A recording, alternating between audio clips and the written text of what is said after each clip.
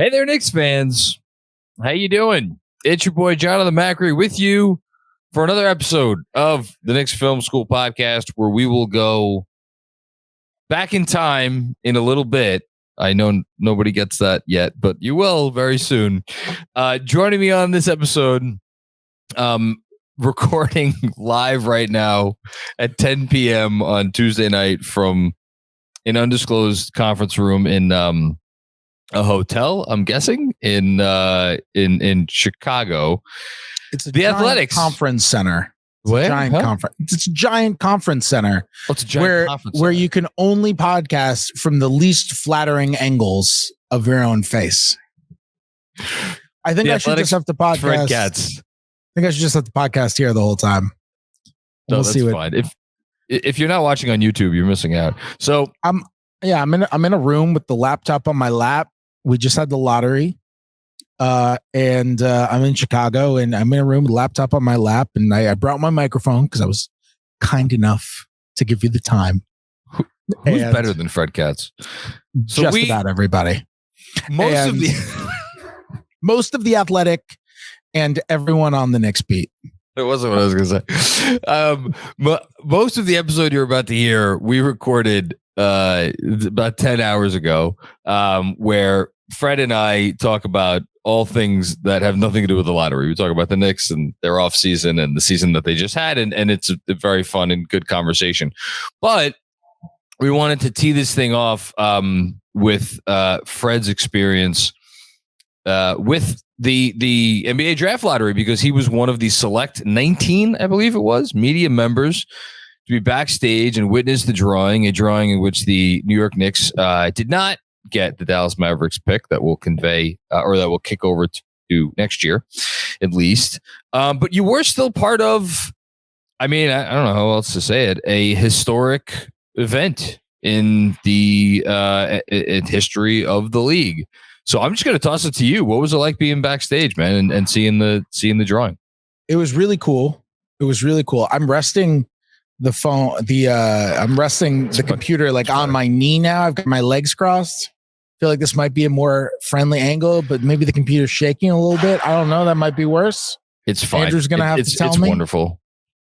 I think it's kind of a train wreck, but I feel like that's good. That's good. That's what you want. Andrew says we'll make it work in the chat. So it wasn't as big of a train wreck as the Detroit Pistons over the last 7 months or 8 months. Oh no. The 5th pick for the Pistons. It was really cool. So for those who don't know how it works, the actual drawing that you see on TV is not actually the lottery. It is the unveiling of the results of the lottery. The lottery is an actual lottery, like with a lottery machine, whatever you call it, and where they pump out the ping pong balls, and there's a guy up there saying 3, 5, 17, and well, not 17 because there are only 14 balls. Yeah. And so you go, there's an actual lottery in the back, and then all the people who are in the back, it's one representative per lottery team, and a few media members as well, and some members of the NBA. And you have to go back there, no electronics, no phones, no nothing. And then you're sequestered in that room until the TV broadcast is done. So I was one of the people back there. It was a really cool experience. You're allowed to bring a notebook and a pen. And so I took some notes and wrote some stuff down. And it was great. I really enjoyed that. Before I even went in there yesterday, I texted somebody who works in the NBA league office. Is there a bathroom in this sequester room? And he responded as if it was the most ridiculous question that he's ever heard, and told me that I should bring no bathroom. Oh, okay. Like, I would have. He was like, well, you know, if you really have an emergency, Fred, if you really can't control yourself for an hour and a half, then I guess we could have a security guard escort you to a nearby bathroom, I guess. So I was thinking for next year, I told the NBA this because I have no shame, that next year my story idea is I'm going to go in the drawing room in the lottery, and my story idea is I'm going to drink a gallon of water before I go in the drawing room and I'm going to take 7 collace, and I'm going to write the story. I almost pissed and shit my pants at the lottery. And that's going to be the story that I'm going to do. And I'll be banned from journalism after, but I think it'll be worthwhile. So speaking of pissing and shitting oneself, who was the Spurs representative in the lottery room? And what was the Brian reaction? Brian Wright, their GM. Okay. Who was, you would have thought that all that had happened was somebody offered him, a free coffee at Starbucks. Seriously? It's nothing. Yeah. Nothing. Wow. That's unbelievable, especially considering the reaction of Mr. Holt on the dais, as it were. Yep. I know. He freaked out. And rightfully so. You love seeing the human reaction. Yeah. And I remember a few years back, 2019, the Zion draft, when the Pelicans won, Alvin Gentry was the guy back there for the Pels. And Alvin, who is one of the more outgoing personalities in the NBA world, Alvin lost his mind. Bugged. He freaked out. They were getting Zion. And no, Brian, nothing. He told me after that he gave a little fist pump under the table. But he said he was thinking to himself, like, don't react. I will say one of the other reps in the room, who was clearly very close with RC Buford, tried to ironically start a fuck RC chant.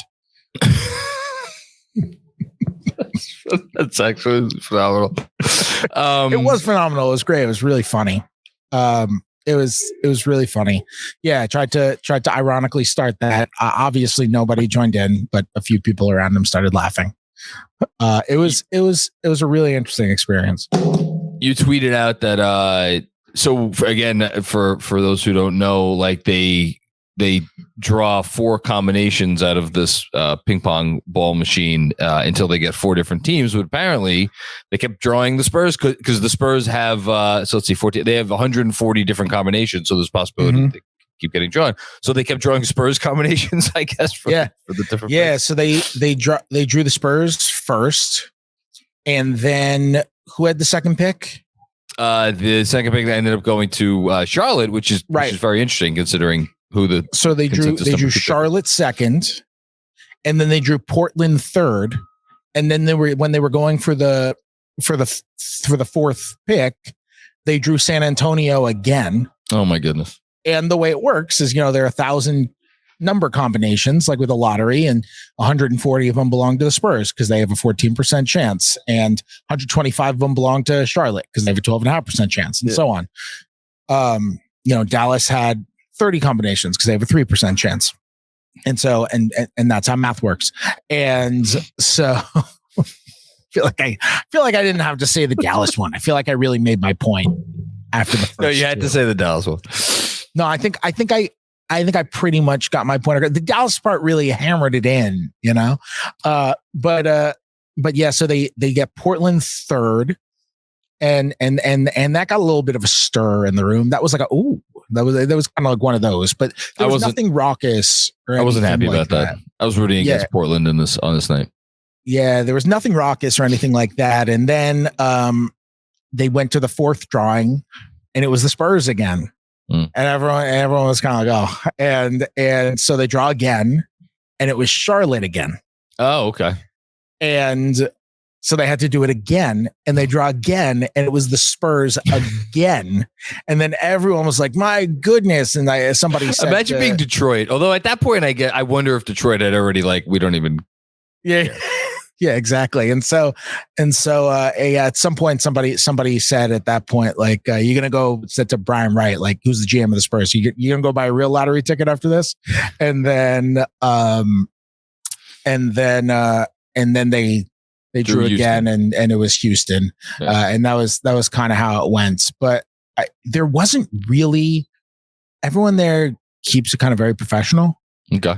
So it was not raucous at all. I would say the only time there was really a reaction to anything in the room was what I didn't know happened was they bring in a TV, and we get to watch the lottery Like we get to watch the TV show. Okay. So we're all watching the TV show, knowing the results, seeing how everybody reacts. And the only 2 times there were reactions in the room was when Peter Holt had his reaction on the stage, and everybody in there was laughing. Everybody thought it was really funny how he reacted, because it was. Yeah. And the biggest reaction was when they drew the 14th pick on the TV broadcast, and they pulled out the Pelicans, and they showed David Griffin, who was on the dais. It was the VP, runs, Pelicans front office. And they showed David Griffin on the dais, and David Griffin kind of goes like this, kind of like pumps his fist and goes, "Oh, shucks." And everybody in there laughs. And one person goes, "He really thought he had a chance. He really believed." Like he had the worst odds in the lottery. And everybody in the room was like, "Oh man, he really believed he was going to do it." Of course he did. He's won the thing. How many freaking times? Yeah, exactly. Well, that's. I did want to. I can't believe I don't know this, and that I didn't ask you before. Did the Knicks have a rep in the room? No, they don't. You only get a rep in the room if you have a chance to be in the top 4. Oh, that makes sense. Okay.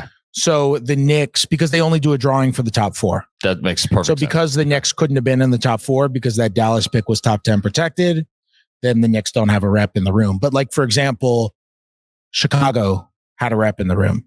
Sure, yeah. Because Chicago, that pick that's going to Orlando now, the 11th pick, that was top 4 protected. So if Chicago had gotten into the top 4, it would have been their pick. So Chicago had a rep.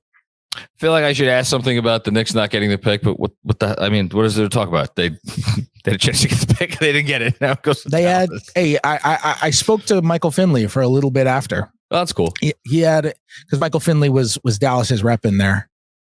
And I was talking to him about it for a little while, and very nice guy. And great player. He was a really good player. And I talked to him about how, like, Dallas, he was an 80% free throw shooter. Dallas had an 80% chance of keeping the pick. I'm like, you probably never doubted whether a free throw was going in. He was like, "Yeah, I could control my free throws. This was totally out of my control." So it was a little anxiety producing. I was like, that's a great quote. That's a great concept. I love that. Even though it was the exact same chance. Like, I love that. Well, you're going to write about your experience back there for The Athletic. So everybody make sure you go check that out. I don't know, before I let you go to bring you back in time or something like that, anything else from your experience in the lottery? Yeah, we recorded that thing earlier today. Podcast. Yeah, the podcast. I strongly considered coming on here tonight and spoiling the entire podcast. Just with what? How would you spoil it? Saying every single take that I said this morning on the podcast. Just rifle them off. Yeah. Yeah. Just rifle off. There you go. Just rifle off all the takes. But I kind of spent this morning's podcast spoiling this part of the podcast, even though it hadn't happened yet. So I feel like I did my duty. No, you've spoiled everything. It's all spoiled. Thank you for making the time to come back on and do this. And on that note, we're going to take a quick break, and then we'll be back with more Fred Katz. Meanwhile, yesterday. We are back with Fred Katz, although we're not actually back, because this is the time that I'm talking to him before the time that you just heard. Recording this at 11:46 a.m. on Tuesday, approximately 8.5 hours before we find out what the lottery ping pong balls did. So there will be no further talk of that. Although I will ask you now, because I can't ask you after the fact. Fred Katz, are you excited to be in the drawing room tonight? Well, John, I wanted to talk about that crazy lottery we just saw. I mean, everybody knows you're lying about the time. There were some insane parts of the lottery, weren't there? Like so insane. I thought it was crazy that the Mavs got the number 1 pick. Knicks fans must be so upset about that. It was also wild when Adam Silver got canceled for saying that extremely offensive stuff. That was crazy. So uncharacteristic of him. It just came out of nowhere. That was just like out of nowhere, right? I mean, it was a crazy, crazy lottery. It was weird that there was an avalanche in the middle of it in May. An avalanche in Chicago? There aren't even mountains here. I mean, it was just crazy. It was unpredictable. Definitely the craziest lottery ever, for sure. Yeah. Yes, I'm very excited to be in the drawing room. It's a reporter bucket list item of mine. And I feel like we're recording. You ever seen Memento, John? I have, not in a while though. I'm not the brightest of folk, Fred. I don't know if you've learned that about me. So every time I watch that movie, I find myself getting too lost in the sauce to actually enjoy the film. But that's on me. I love that movie. For those who don't know, that movie is about a guy who has no short-term memory, and the entire movie is backwards. It's a great movie. I feel like we're recording the Memento of podcasts right now. This is like the Seinfeld backwards episode of podcasts. All I could think of is you tattooing various Russell Westbrook quotes all over your body and using that to find your way through life in the NBA and outside of it. That's all I can imagine right now. Oh my God. Maybe with Russ's face like giant on your back. Like I think that's what your life is missing right now, actually. I just have tattooed on my arm, "Don't be a dickhead, Fred," quote Russell Westbrook. An actual Russell Westbrook quote. Yeah, that's an actual Russell Westbrook quote.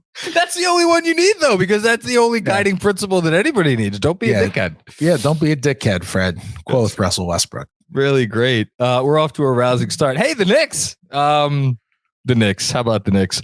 Hopefully, as you are listening to this, in the possession of a lottery pick, but again, can't talk about that. They are, however, in the possession of I think some good vibes, certainly some good memories from this season. And as you wrote about a few days ago, after their Game 6 loss to the Miami Heat, in what was, I thought, an article that put a very positive spin on their season, as it should. They're in an enviable position. So I want to start by like looking back a little bit, and then we could start to try to move forward. What do you think, good or bad, like the main takeaways from this Knicks season should be?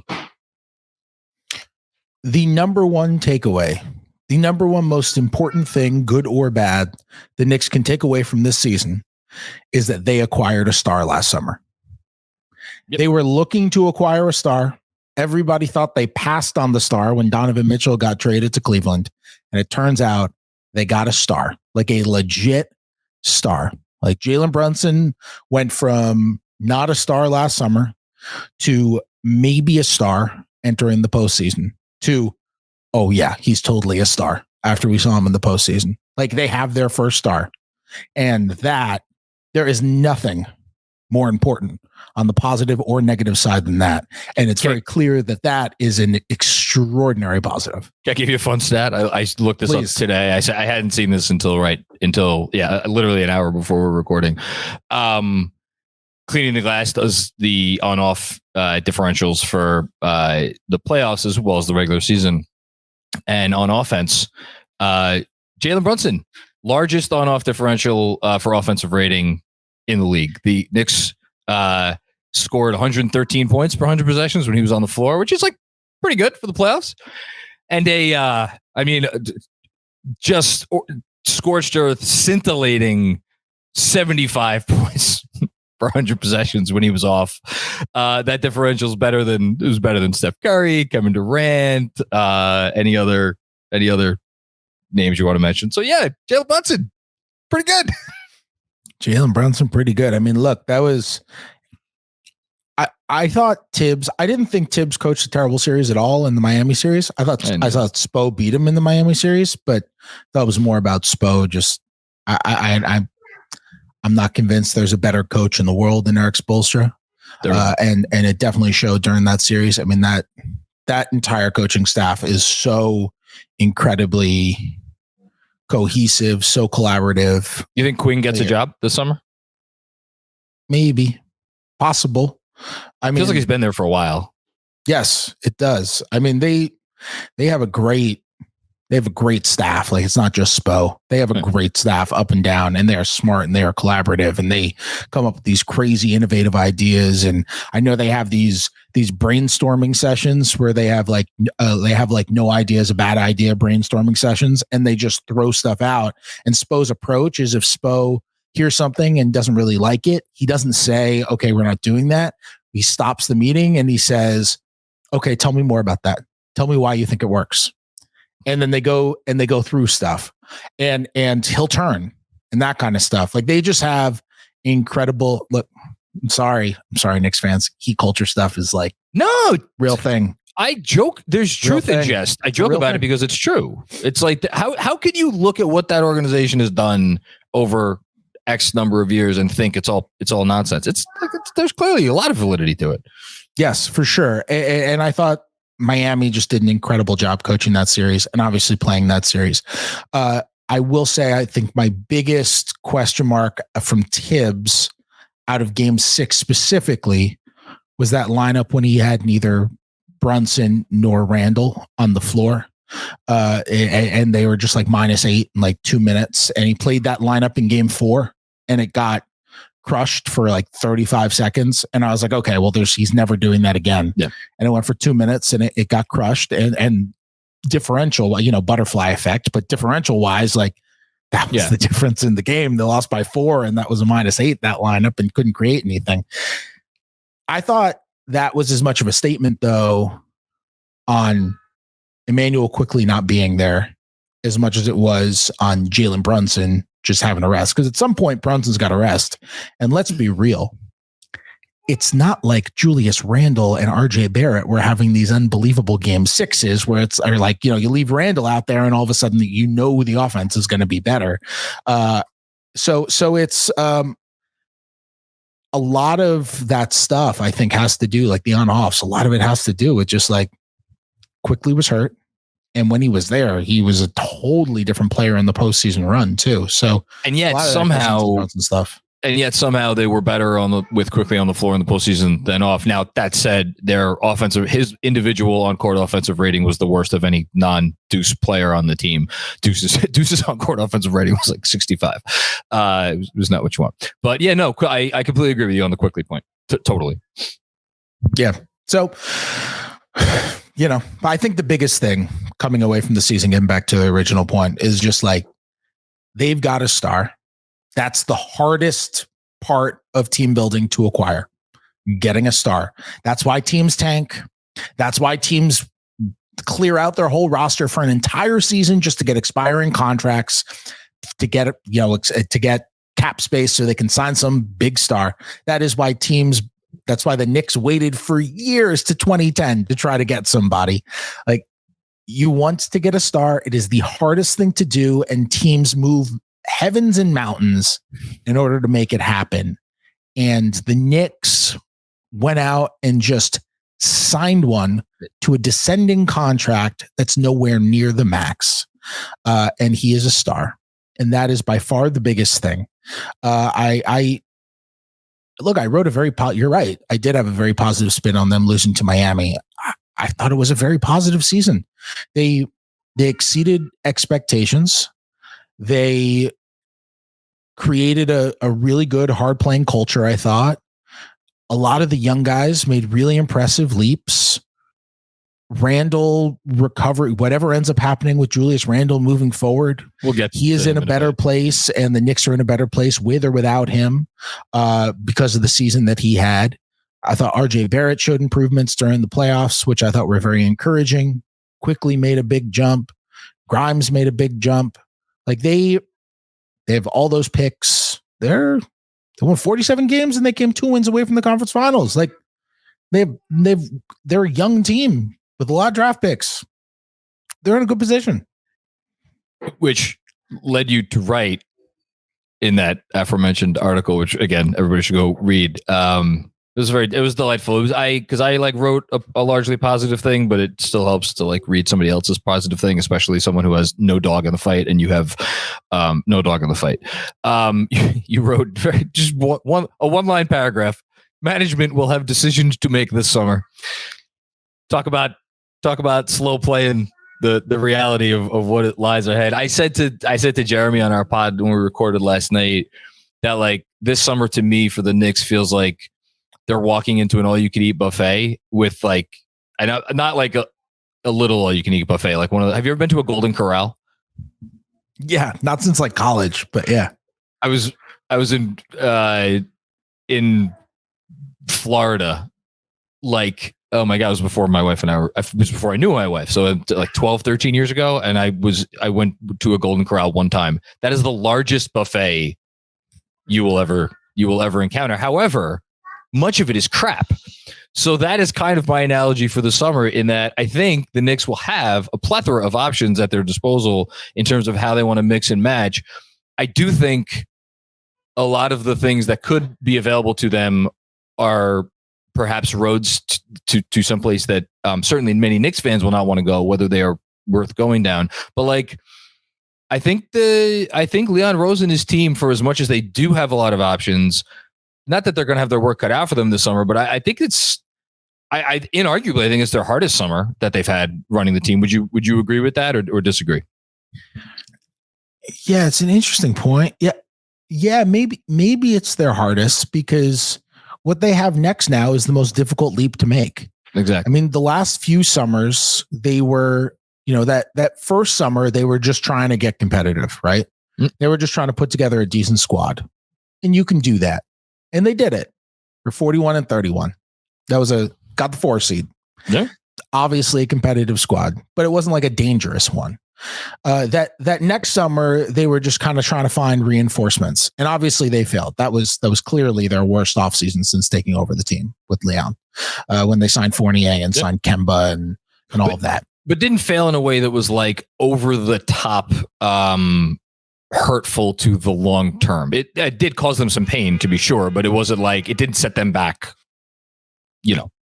years, I think. No, obviously not, because then the following season they had their best year in 10 years. So yeah, for sure.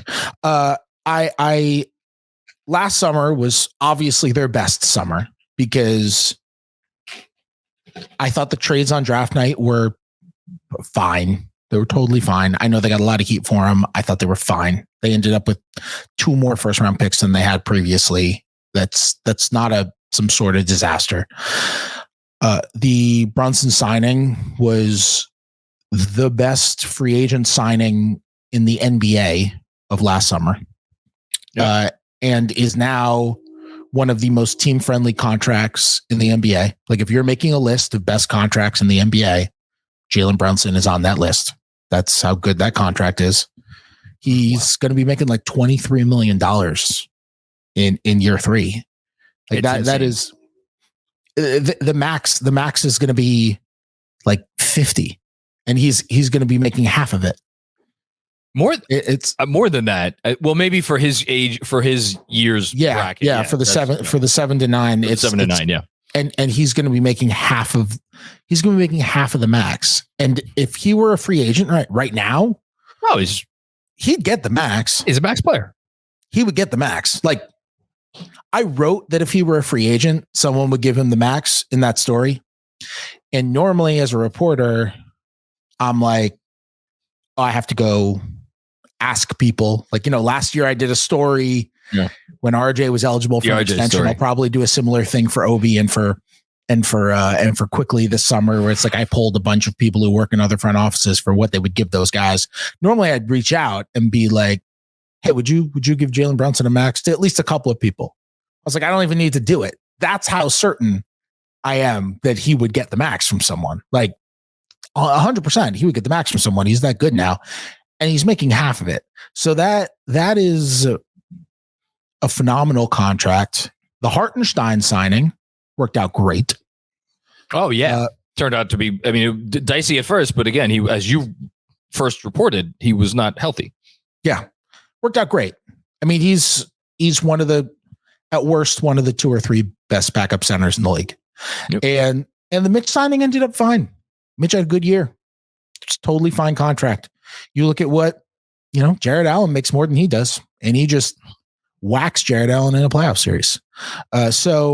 And no question, he lost the battle to Bam, but Bam, in my opinion, is the third best center in the NBA behind Jokic and Embiid, so it's fine. Can I ask your opinion on something real quick with Mitch?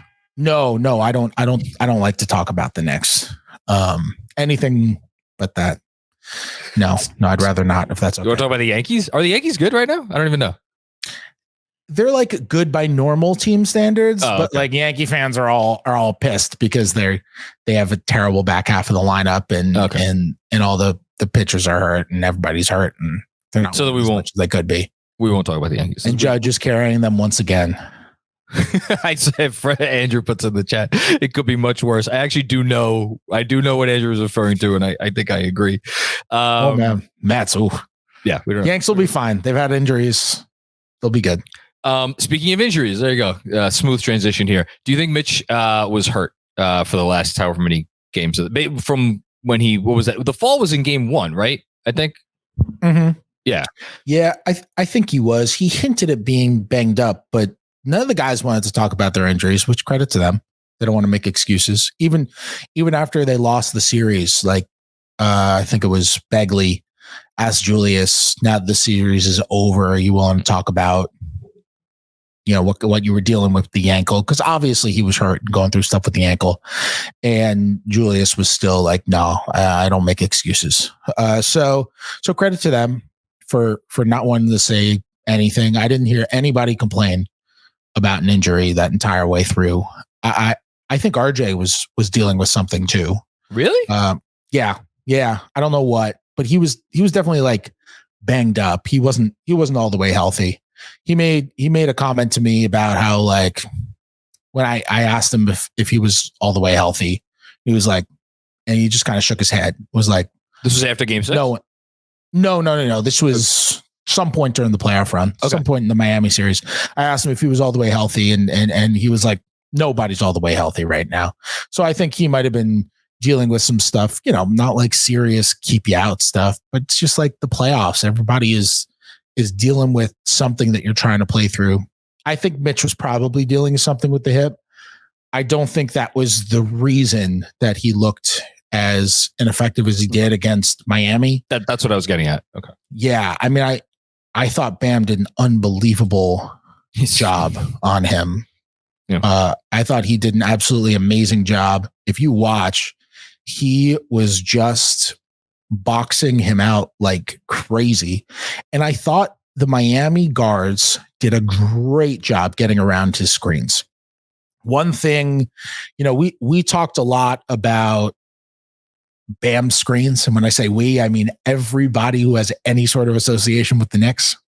I wrote about it. I wrote about Bam's illegal screens. And thank you for adding that adjective. Yeah.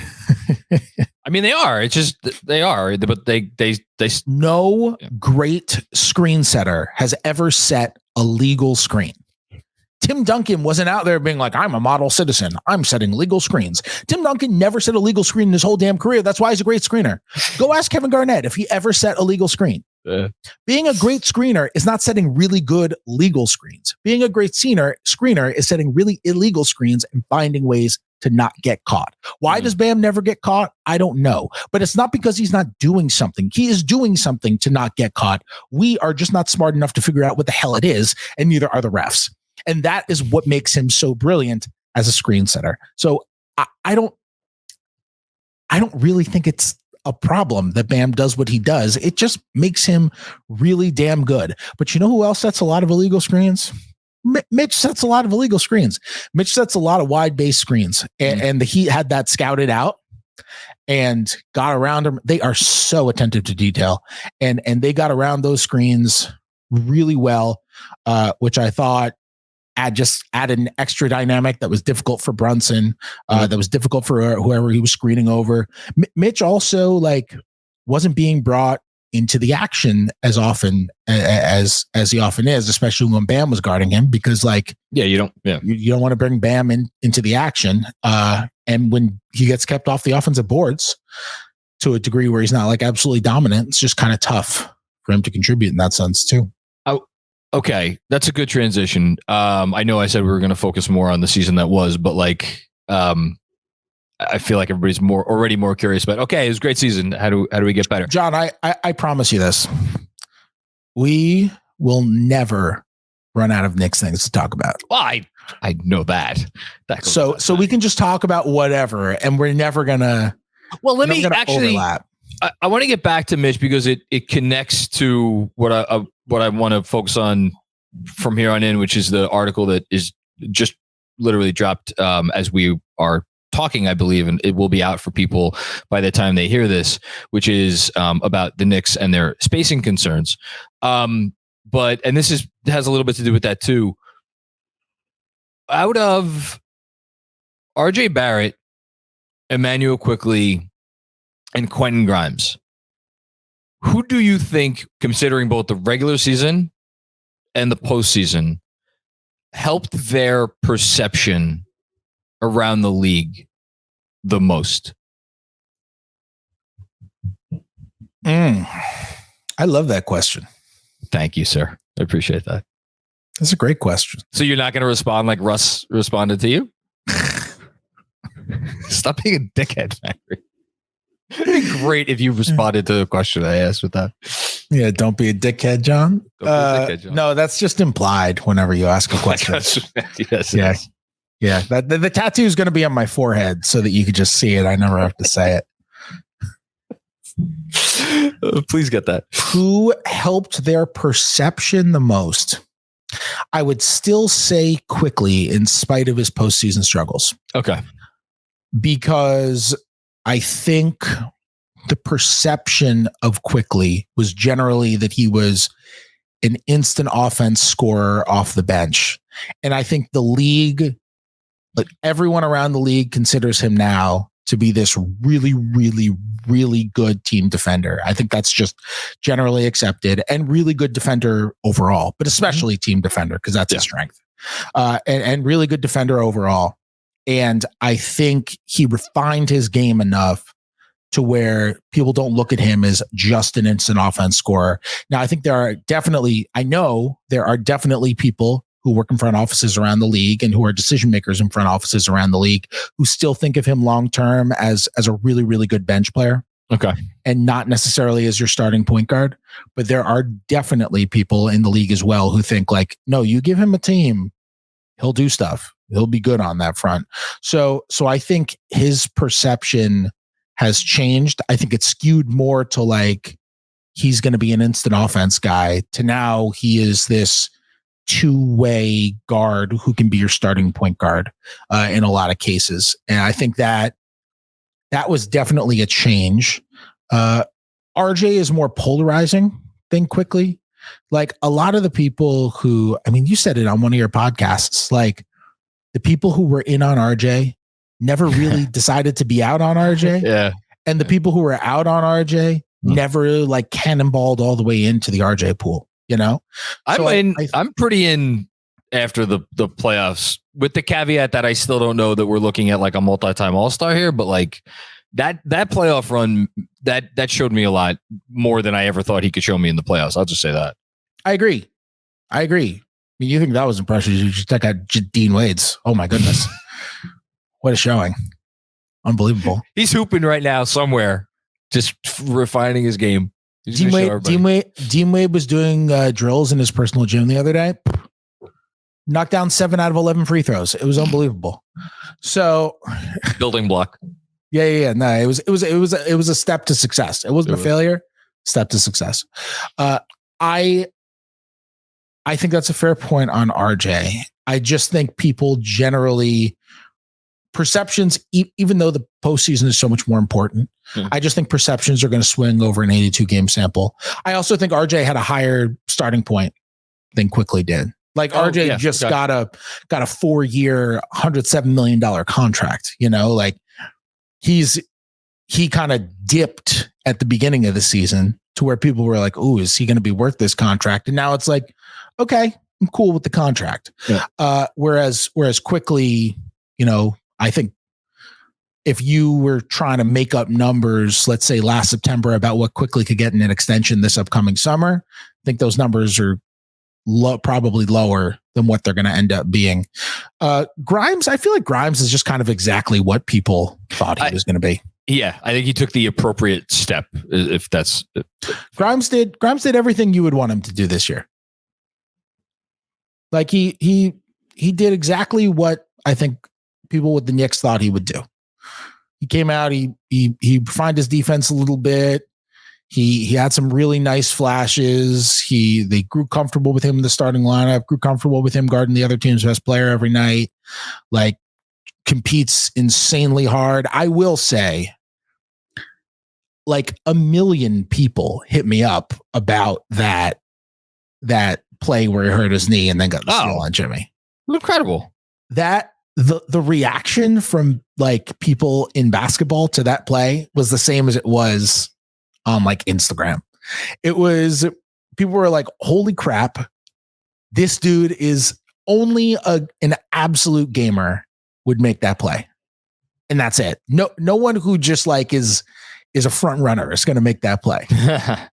So people were like, holy crap. Like that was an unbelievable play, but that, I feel like people saw that and were like, damn, this dude was made for Tibbs. That's why Tibbs loves Grimes. Tibbs has always loved Grimes. Not because Tibbs loves Grimes, although obviously Tibbs seems to be the only coach who's not getting fired these days. Yeah, you see Doc is out. Man, I don't want to get while we're podcasting. I don't want to do a whole coaches thing. It's just like, just amazing that all these teams find success with such incompetent coaches at the helm. It's just wild. There are no good coaches. There are no good. Exactly. There are no good coaches. There's Spo. People wanted Spo fired. Kerr. People wanted him fired during the LeBron years. People wanted Spo fired. Yeah. Spo's going to go down as one of the 10 best coaches ever. I think he might be like on that. I think a little higher. Yeah, maybe. Yeah. And people want Spo fired. Yeah. Warriors fans want Steve Kerr out. Yeah. Well, we don't have to talk about that. Nobody likes their coach. Nobody likes their except me. The only team that likes their coach is the Spurs. It's the only team that likes their coach. And yes, and funny enough, they were the worst team in the NBA this year. Yeah, and they still complained about like Popovich, taking too many mid-range jumpers. Well, it's San Antonio. They're just happy to have a basketball team. So yeah, Doc's out. Tibbs apparently will stay. I don't think that's why Quentin Grimes is going to be here. Like, let me just say this. I think out of the three players I just asked you about, Quickley, Grimes, and RJ, if I had to put my imaginary $100 chip on which one of these players do you feel most secure in being on the roster next year, I would say Grimes. Yeah, and you agree? Oh yeah, 100% for two reasons. Number one, he doesn't have an impending contract situation because he just finished up his second year. Quickley is extension eligible.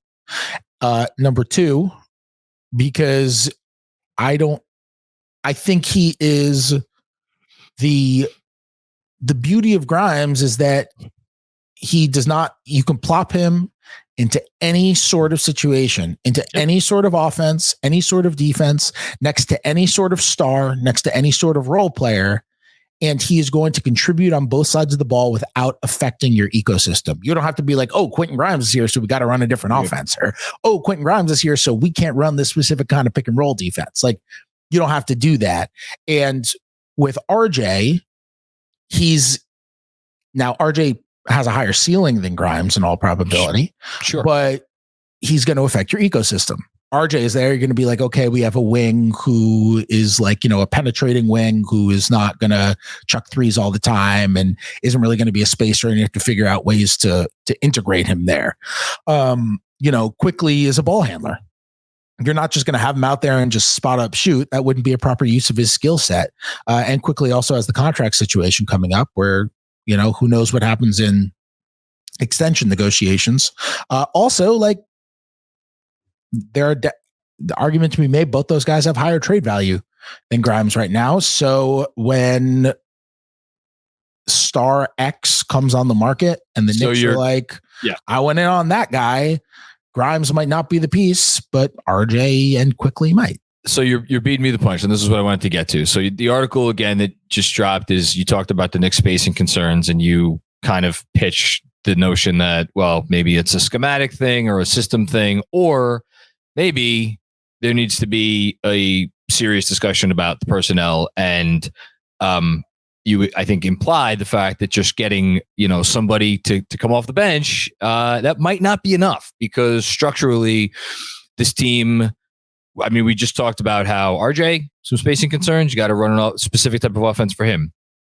Julius Randle, even with the entry into the 3-point contest at the All-Star weekend this year, still not exactly a guy who is going to, strike fear into teams' hearts outside, and that's not where he wants to be either. We just talked about Mitchell Robinson, who you want to talk about a guy who is a non-spacer, and you just mentioned Quickley, and yes, Quickley could shoot, but as you discussed, he's not like that. He's not going to juice your spacing in that way, and also you're never going to. I was never say never. I don't think the Knicks are ever going to start Quickley alongside Jalen Brunson. I mean, as long as he is here, I would think the odds are he will continue to come off the bench, presuming everybody's healthy. Well, John, I'll tell you what, even if they do start him over Brunson, I think that would hurt their spacing. Well, because Grimes is a better spacer than Quickley. Exactly. Defenses, forget about percentages, forget about anything else. Defenses stick closer to Quentin Grimes than they do to Immanuel Quickley, period. Yep. And that's what spacing is. People conflate spacing with shooting. People think you need more shooting and thus you get more spacing. And they're not the same thing. They are related, often related, but there are guys who are good shooters and not good spacers because defenses don't give a crap about them. Look at look no further than Josh Hart in this postseason, and after he came to the Knicks, he hit literally, I think, half of his threes. Miami, he didn't give a fuck. They played 15 feet off him. Totally. And then when it kicked to Josh, what happened? He often just penetrated anyway into the crowd. Not a good spacer. Very good at many other things. Not a good spacer. So Grimes is the best spacer they have to put in the starting lineup. And I think that's why. I don't think that's why we saw Grimes go back in for Hart. I know that's why we saw Grimes go back in for Hart, because Tibbs said the spacing was something that he thought was really important. That's why he played 48 minutes in Game 5. I was surprised that Grimes didn't get more fourth quarter minutes in Game 6 too because of that. When they were really struggling to score, and when Brunson was just being absolutely mauled and was somehow scoring overall over and through and around and under all those crowds anyway, I was surprised that we didn't see Grimes go out there till 2 minutes left in the game. Tibbs likes doing those late subs, but yeah, it was too late. That's why I think, if you want better spacing, you can go out, you can get a better shooter as a stretch four than Obi Toppin. You can get an extra wing who shoots threes to come off the bench. And then you have those guys, and you have Hart, and you have Grimes in the starting lineup. You have Quickley. You can do that. But the problem is your team structurally is built so that you have a non-shooting center on the floor, along with Julius Randle, along with RJ Barrett in the closing moments. And when Jalen Brunson is trying to infiltrate the lane, that means there are going to be at least 3 non-shooters around him when he's trying to do that in the most important moments of the game. And in the most important moments of the season. Again, the Knicks proved they could get around these issues during the regular season. They had one of the greatest offenses of all time. It's, as we just saw, it's a different animal in the playoffs. Yes, for sure. And they absolutely can get through it in the regular season. We just saw it. Tied for third in points allowed per possession during the regular season, because they never turned the ball over, because they had an incredible offensive rebound rate, because they were a great one-on-one team. People associate isolation basketball with just bad, unimaginative basketball, and it doesn't have to be.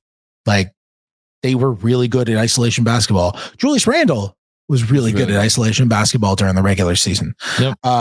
But when in a playoff series, it's just really tough. And we saw that against Miami, who just packed the paint, and the Knicks couldn't do anything about it. The Knicks had the worst offensive efficiency during the playoffs of any team that won a playoff series. Of the 16 teams that made the playoffs, they are 13th in points per possession out of those 16th in the playoffs. They really struggle to score. I got one more for you. Yeah, they dip from 117 points per 100 to 107 points per 100. Hold on, I dug up this stat today. The Knicks they had the lowest effective field goal percentage of a team that won at least 6 playoff games since make sure I get the year right. Since the 2015-16 Toronto Raptors. Wow, it's so funny you say the 2015-16 Toronto Raptors, because I was going to say it felt like what happened to them was the team version of what used to happen every year to DeMar DeRozan. There you go. Yeah. So it's so fun. That's so funny. Yeah. That's the last team to win at least 6 playoff games with an effective field goal percentage lower than the Knicks had in these playoffs. Yeah, I mean, what would happen to DeMar DeRozan in the postseason was that he would run into walls during the regular season, and because he's DeMar, he would crash through them and be fine. Gets a line all the time, and he wasn't getting a lot of those calls in the playoffs that he got during the regular season, and he wasn't having that kind of success. And better defenses knew how to load up on him, and it was tough. And it felt like a lot of those dynamics played into the Knicks. But getting back. Yeah. So just one more thing. It's funny that you bring up DeMar DeRozan because it was a week ago that I looked it up. So maybe it's changed a little bit. I don't think it did though. I went back over the entire 3-point era, looking at everybody who I think what were the metrics I used in the postseason, total postseason performance. So not just one postseason, all of their postseason games. I think minimum of 10 postseason games and like a minimum of 15 shots per game. The lowest effective field goal percentage out of 83 players was Julius Randle. A smidgen above him was Michael Ray Richardson, who played 40 some odd years ago. And then the next spot up in 81st place, wouldn't you know it, DeMar DeRozan. There you go. Yeah. Props, I'll say props to DeMar DeRozan. Yeah, totally changed. Yeah. Totally decided not to change his game. Was like, I'm going to play the same way. Yeah. And then actually made it work. Made it work. Yeah. Like decided, I'm not going to stop just shooting all these mid-range shots. I just, instead of shooting 39% on the mid-range shots, I'm just going to shoot 48. And that's what he just does now. And he's so good now. And he's borderline Hall of Famer. That is an interesting conversation.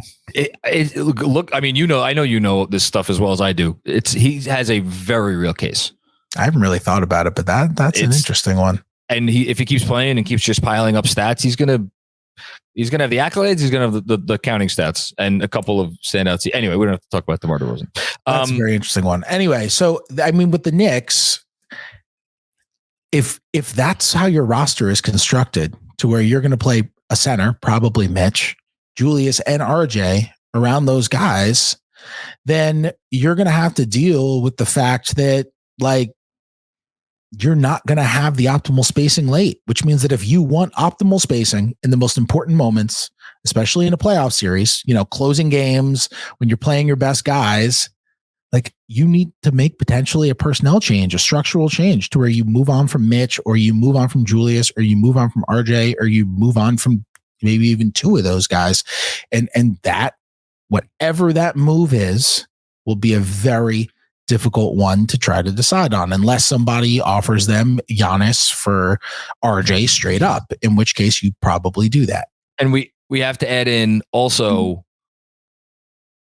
I don't want to group Julius and RJ in defensively in the same bucket, because they should not be grouped in the same bucket, even though during the regular season this year, you could certainly group them in the same bucket. I think RJ was certainly better defensively in the playoffs, and I think RJ has a higher defensive ceiling. I don't think that's any question than Julius Randle. But when you factor in addition to the spacing concerns, the fact that Julius Randle is just so, I don't ever see a world where Julius Randle is not a defensive concern during these sorts of levels of games. And RJ, while he, I think, got better in the postseason, I'm not even sure if we could ever count on RJ being, I want to choose my words carefully, a super high level wing defender, given a position. I don't know. That may be being too harsh. I don't know how you feel about RJ's defensive ceiling, but I think that's part of the conversation as well. I thought RJ was good defensively in the playoffs. I thought he did a really good job defensively. I thought he was legitimately good. With some moments that were where it seemed like they were targeting him a little bit and got, somewhere on that. But I agree with you. He was good in the playoffs. Yeah, but he played hard, had some good moments on Darius Garland, executed their schemes really well. He was disciplined. He ran back hard in transition, played super hard the whole run. Like game 6, yeah, he shoots to 1 for 10. He played really hard in that game. Like no one's going to knock RJ's effort at all. During the regular season, I thought there were moments where like, ooh, defensive effort, not really there right now. During the postseason, I don't think that's a reasonable critique of him at all. I thought he played with a ton of energy defensively, stayed within their schemes, did a good job helping from the weak side when he needed to. I thought he was good defensively in the playoffs. I really did. Julius, I wouldn't even hint at them being in the same category, to be honest, defensively. No, Julius, even when RJ is not great, let's say when RJ is at his worst defensively, take his absolute worst defense, when you could just tell he's kind of meandering, right? Even when he's at his worst defensively, I think you're capable of building a really good defense around him. Oh, for sure. Like it doesn't stop you from having a really good defense. When Julius is at his worst defensively, it can stop you from having a really good defense. You could just be playing 4-on-5. He could just not be running back in transition, which happened even in game 6. There's times where he just didn't run back in transition. It's hard to analyze because he's dealing with the ankle, but then there are other times where you see him guard and it's like, okay, well, like the ankle injury is not preventing you from having your hands up on that closeout. Like you ran out for the closeout, but you just didn't put your hands up. Like that's not the ankle injury. It's not preventing you from having your hands out when you guarded that pick and roll, even though you're in the right place. So it's hard. It's really hard, especially after what we've seen, when he's at his normal state, to give him the benefit of the doubt in those sorts of situations. And Julius, when he's at his worst, when he's at his best, he could switch a little bit and he could be energetic and he could be helpful. Like he is capable of being good at defense. But when he's at his worst, it's just like, oh brother, and you're in trouble. And I think with all, I mean, I don't say this offhandedly, with all due respect, because my God, is it hard to make all NBA in the freaking league. Look at some of the guys that just couldn't make it this year, have never made it. With all due respect to two all NBA selections, and those are valuable and they have meaning. I just don't know how they are supposed to approach this offseason with if you see this from the things you just talked about, if you see this in the playoffs, in an elimination game in the playoffs, how do you, and then after what you saw 2 years ago, which is kind of a different animal, but that still is on the resume as well. I don't know how you can feel confident going forward unless you say, all right, well, last summer we slotted Julius from the top dog to the number 2. What happens if we slot him from the number 2 to the number 3? Doesn't take away the defensive concerns, but like if he's now suddenly a number 3, well, then maybe you don't need to have him out there, at the end of like every close. And that goes back to Tibbs and like that it gets into a whole nother conversation. Let's see, we could end it here because we're running over time, but like I think there is a semi-obvious path that will nonetheless be potentially extraordinarily difficult to execute because all the shit we're talking about, I would guess, Fred, and you talk to executives far more than I do. I would imagine a bunch of people around the league are having the same conversations, or maybe they aren't because they don't need to, because they didn't see anything they didn't already know. Yeah. I mean, or you change the personnel around Julius. I'm not saying that you completely change your defensive strategy because of Julius Randle, because that would be silly, but, or you just change the personnel around Julius and you happen to get guys who are kind of all switchy. I think the best point I ever heard about Julius's defense was made by our guy, Benji Ritholtz. I know where you're going with this, where he talked about why is Julius sometimes legitimately good and why is he other times just so stationary. Benji made the point, and it's impossible to unsee once you see it. Benji made the point. He just succumbs to inertia. When you put Julius in movement, he'll keep moving. But when you don't actually shove him into that movement, the movement isn't really going to start on its own. And, I wonder, like, if they go out, let's say there's a star available to make a big star trade, and they trade for some do everything awesome wing who can guard a million guys and shoots and creates and all that stuff. For let's say the Clippers blow it up. I was about to say you're describing Paul George. Right. You bring in Paul George, CAA client, Paul George, friend of Julius Randle, I think. Aren't they like kind of tight? Yes, they are. And Paul George would be perfect for them. Well, we've talked about this, Fred. Oh, he would be. That is the guy. That's the guy. He would be perfect for them. Like all the things people said about OG Anunoby, it's like that times a million with Paul George. Like he would be perfect for them. But let's say you bring in that kind of guy, and you're able to bring in a more kind of switchy center as well. And now all of a sudden, you got PG and you got Grimes out there, and you got Brunson, and maybe you hold on to Quickley or something like that. You got Hart probably coming off the bench. You got Hart who can switch on to a million guys. Yep. Like now all of a sudden you are able to put together a different sort of defensive strategy, and it's probably the one that Julius is the best at. Like I've talked about it with Julius before, where he is the most comfortable when he's able to switch. And I believe him. I think that's when he's at his best. His best defensive moments are when he's in that kind of stuff. And all of a sudden you're talking about a defense which is not the Tom Thibodeau style of defense. I was about to say you're not singing Tom Thibodeau's tune at all. That said, I don't know. Tibbs a lot more adaptable than he used to be. Like, so who knows? But I'm just saying, like that's the way. I'm not predicting this to happen at all. I'm just saying, I think like that's a way where we see Julius defensively kind of be different. But in terms of the type of defense that they play strategically right now, it's a problem. It's a problem.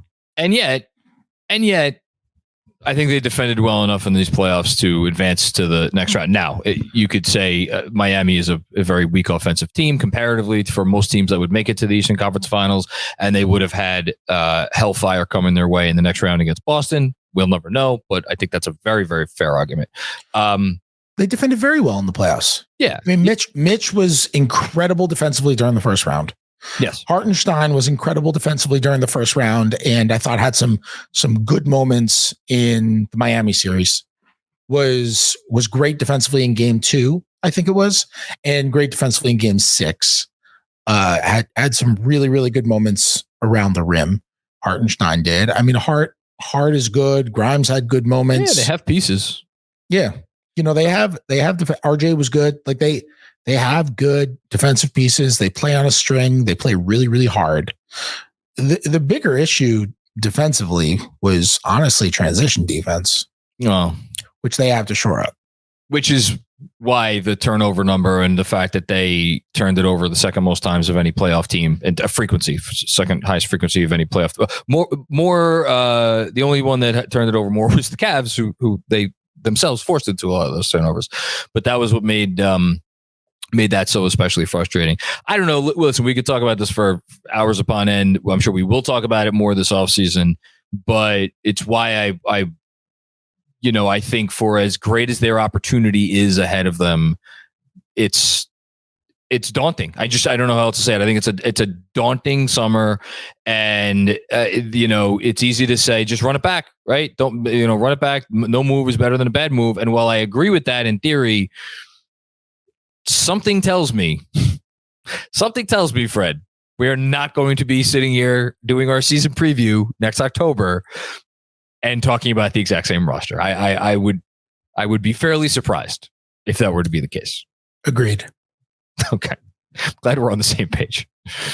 Okay, Fred, I've kept you too long, and I'm not even talking about the time that we already talked, which of course didn't happen yet.